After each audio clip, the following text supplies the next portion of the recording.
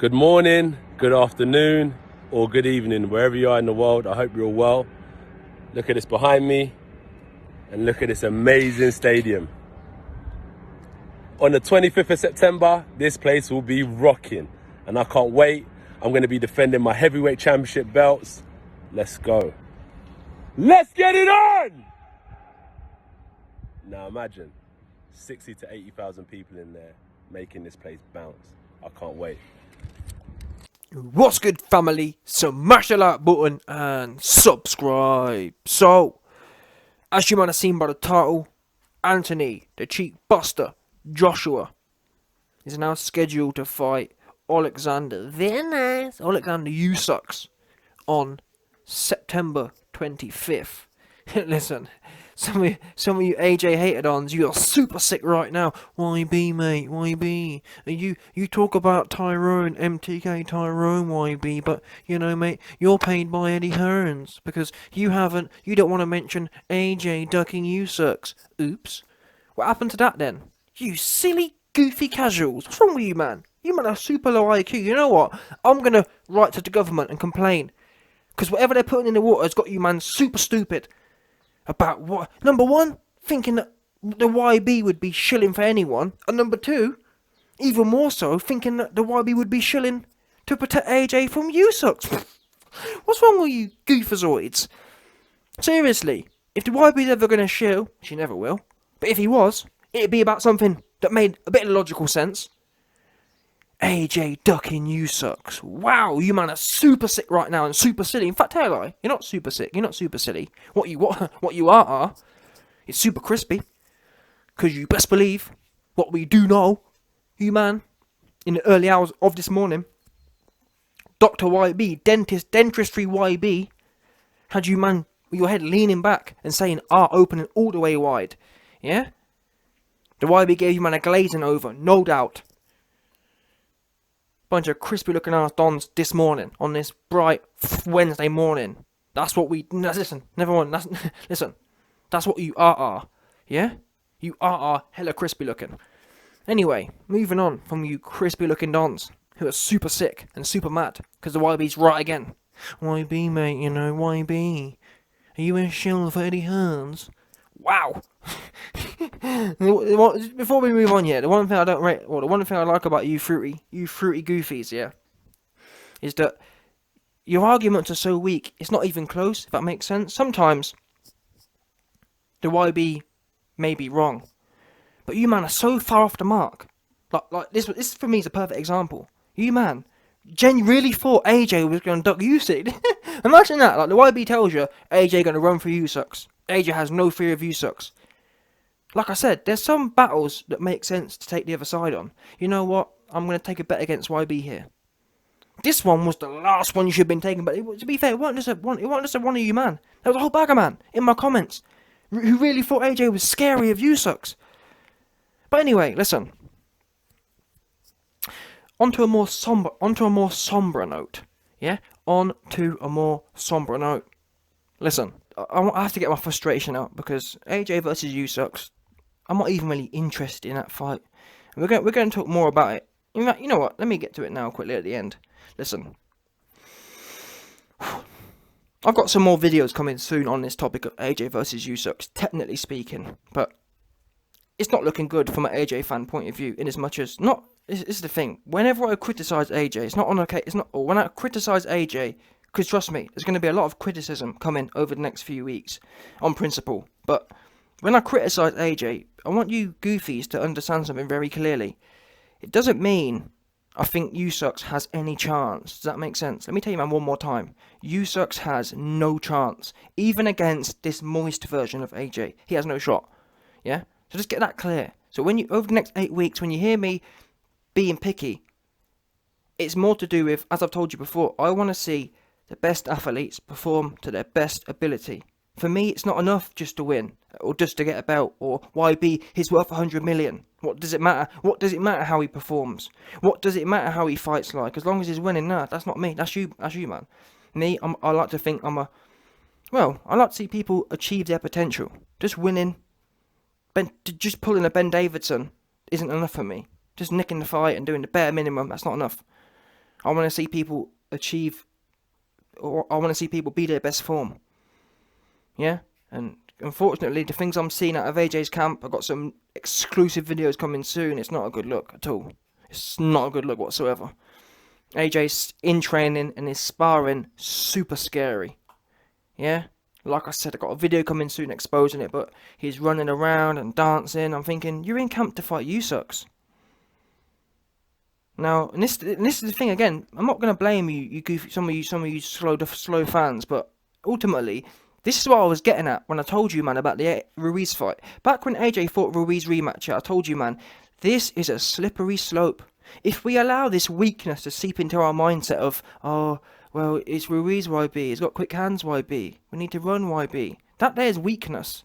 And I've told you before, unless you believe, I would have sat in front of AJ before the Ruiz rematch and said, AJ, I need to know a few things from you.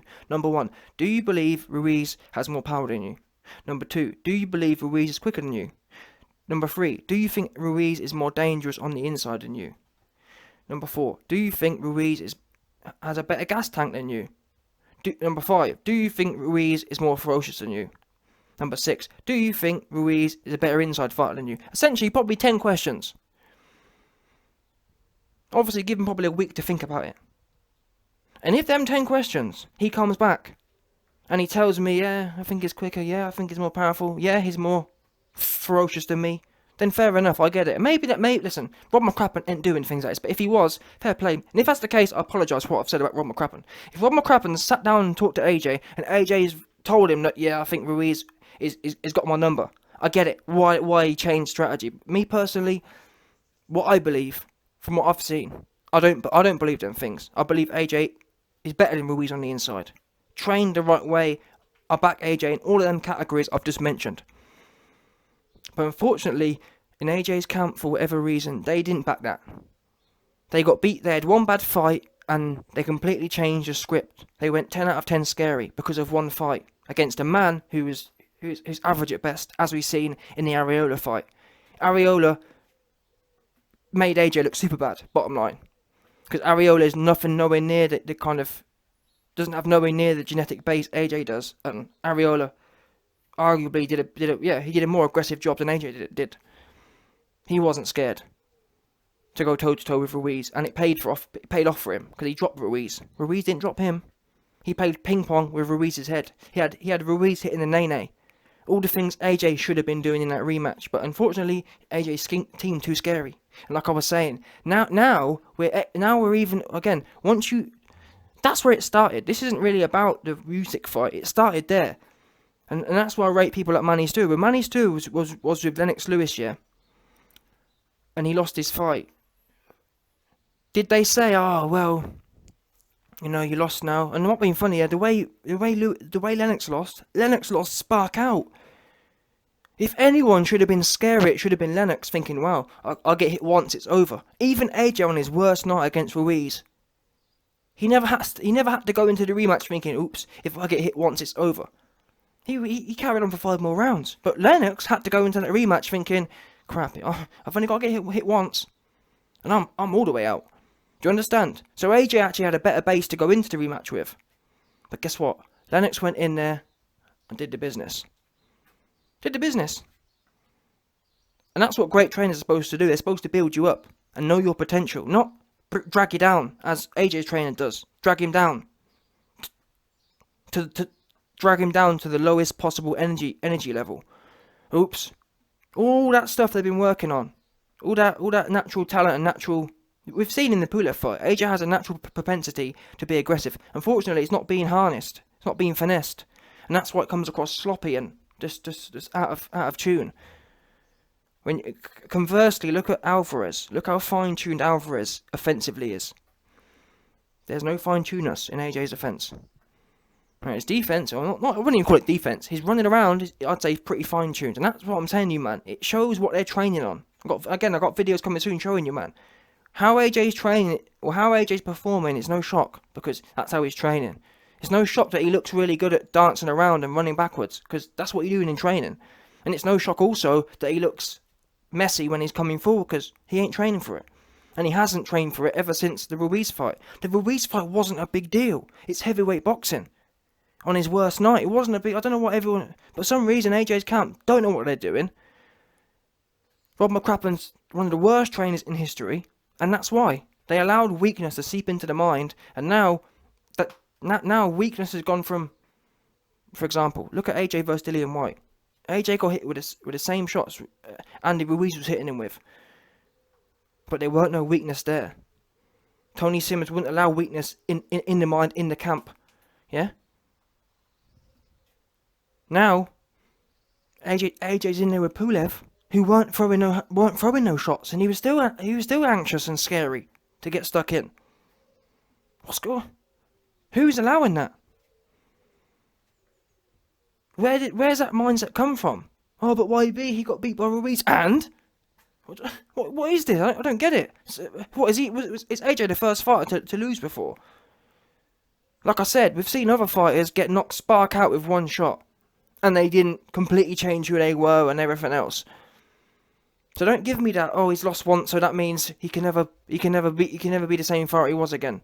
Losing in a particular fashion is supposed to make you... That's another thing people don't understand. People act as if AJ was the most defensively acute fighter when he fought Ruiz the first time. AJ back in the first fight had big defensive holes, if that makes sense. Meaning, when AJ is executing his offense, he was still defensively sloppy. There's a way of... obviously, you can never guarantee never getting hit, but what I'm saying is, AJ was never the most slippery on the inside.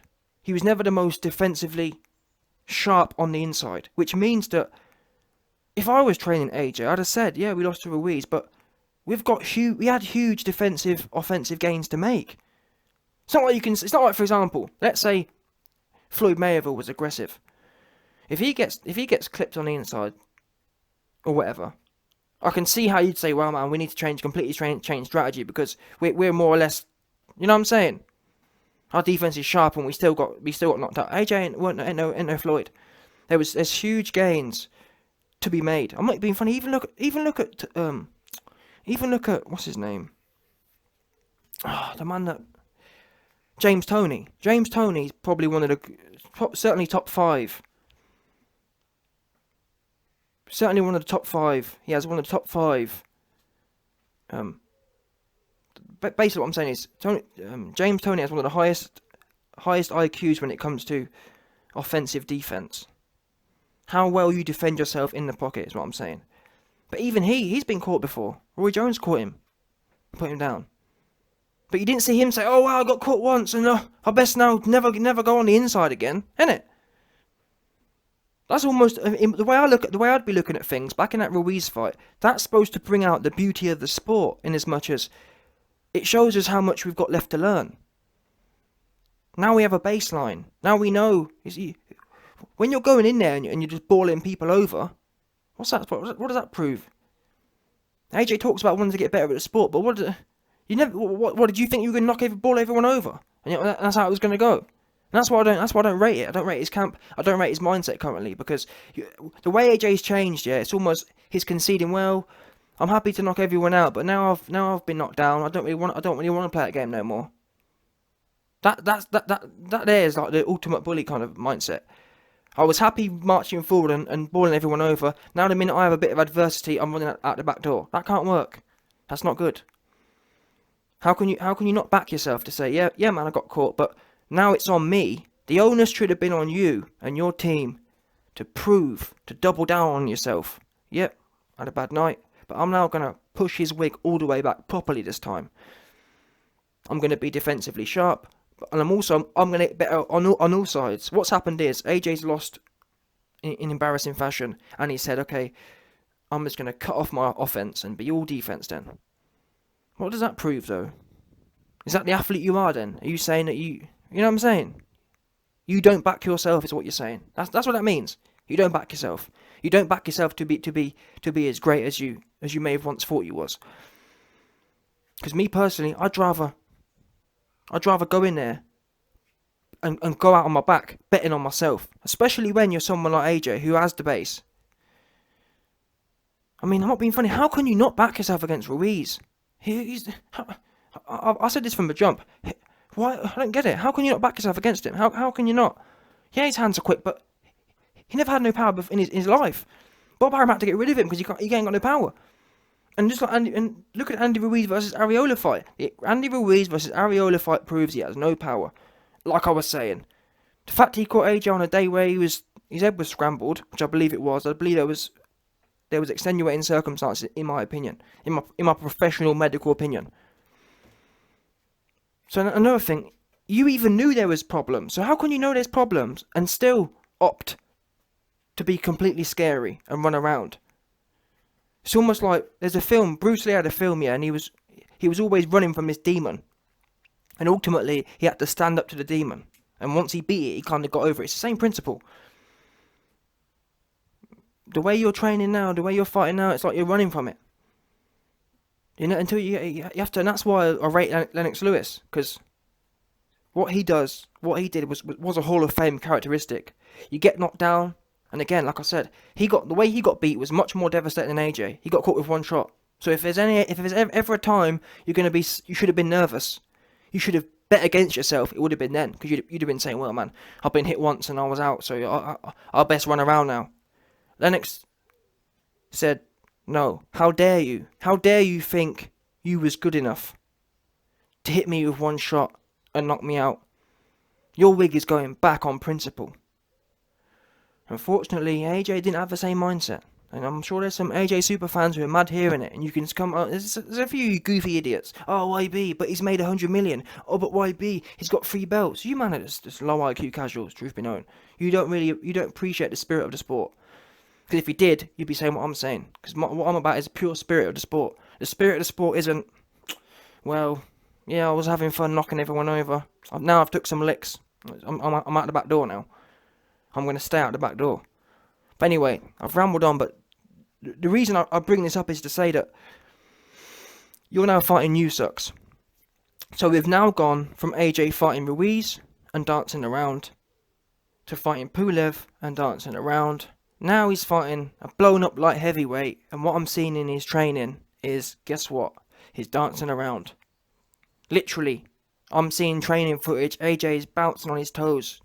Literally dancing on his toes. I can't believe what I'm seeing here. I can't believe it. Well, I can. I'll tell you, I can believe it. Because I knew this was coming. This is what happens again. When you allow weakness, it spreads. It spreads rapidly. That's why you have to nip it in the bud. A la Lennox Lewis. You can't let it fester. Or, like I said, I actually think you either nip it in the bud or you retire. If you don't want to bet on yourself, I know you've made a load of money since, but in my opinion, not as a super fan, but as a fan of the sport and a fan of the spirit. The minute you don't back yourself, you just retire.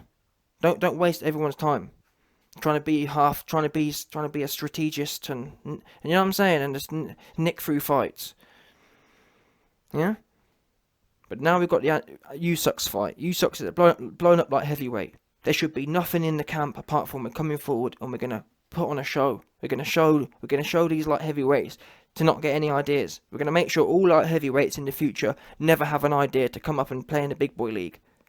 Instead, what I'm seeing is you dancing around, and it's looking like the Pulev fight even more so. In as much as you're gonna be throwing a jab out all night, barely doing that. And what worries me is this fight's probably going to go distance.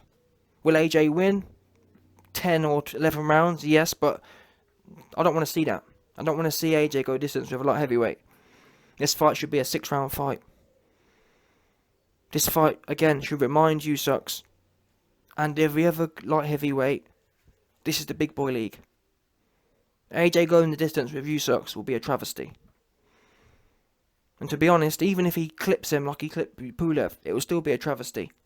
We want to see you go in there. This should be a heavy bag session. This should be a ragdoll session. Elbows in, chin down. I just don't see a need to walk back. I just don't. I'm sorry, I just don't.